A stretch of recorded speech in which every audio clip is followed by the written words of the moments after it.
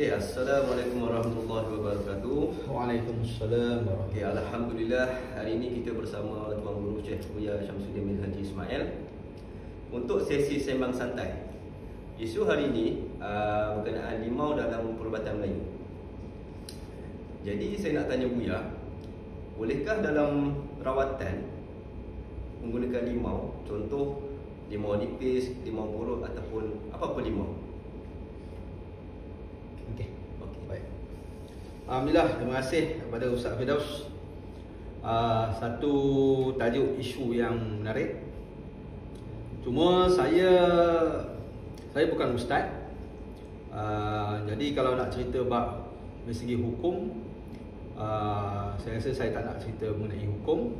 Cuma setahu saya, apa yang disampaikan oleh guru saya, apa yang disampaikan oleh guru-guru saya sebelum ni, penggunaan limau dalam sesi rawatan ataupun dalam sesi pengubatan adalah harus, bukan wajib, tetapi adalah harus.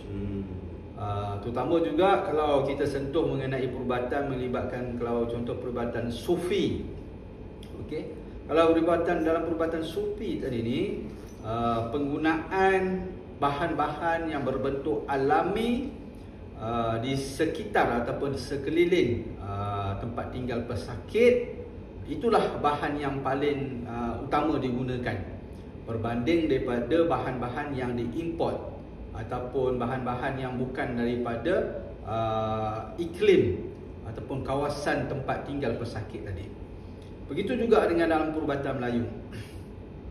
Oleh kerana kita ni orang Melayu, lingkungan dalam Nusantara, jadi penggunaan limau ni adalah satu bentuk penggunaan bahan termasuk dalam kategori herba yang berada di dalam radius ataupun dalam lingkungan tempat tinggal pesakit. Jadi dari segi ilmu perubatan,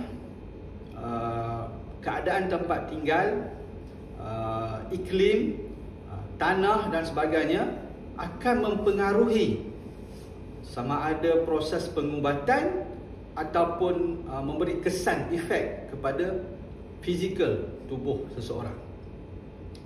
Jadi pada saya penggunaan limau tadi ini adalah harus dan boleh selagi kita mempunyai itikad, kita mempunyai niat melakukan kaedah pengubatan ataupun perubatan tadi berlandaskan syarak atau kita berlapikkan tauhid kepada Allah Ta'ala, bukan kepada selain daripada Allah Ta'ala.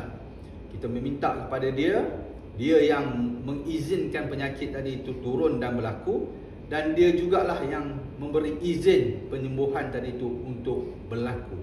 Jadi itulah dari segi pendapat saya. Okey, terima kasih Tuan Guru. Jadi untuk soalan kedua, apakah ada kaedah atau cara untuk memotong atau menggunakan limau dalam perubatan Melayu? Sebab saya tengok dalam TikTok ke YouTube macam-macam kaedah yang ditunjukkan. Baik. Ini soalan yang agak panas. Mungkin ada kaitan dengan perawat lain. Mungkin dalam perubatan ni dia banyak. Okay, dalam perubatan ni kaedah cara bagi seseorang perawat tadi itu untuk melakukan pengubatan ataupun melakukan kaedah dan cara merawat banyak.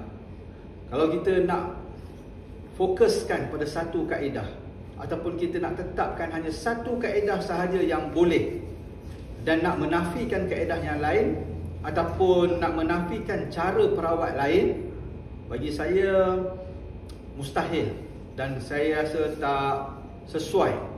Okey, sebab kita ni ada kepelbagaian kaedah dan cara. Masing-masing perawat dia ada sanad daripada guru dia. Dia ada ilham, dia ada petunjuk. Jadi daripada satu orang perawat kepada perawat yang lain memang akan dapat kepelbagaian kaedah. Tetapi ia bergantung kepada itikad.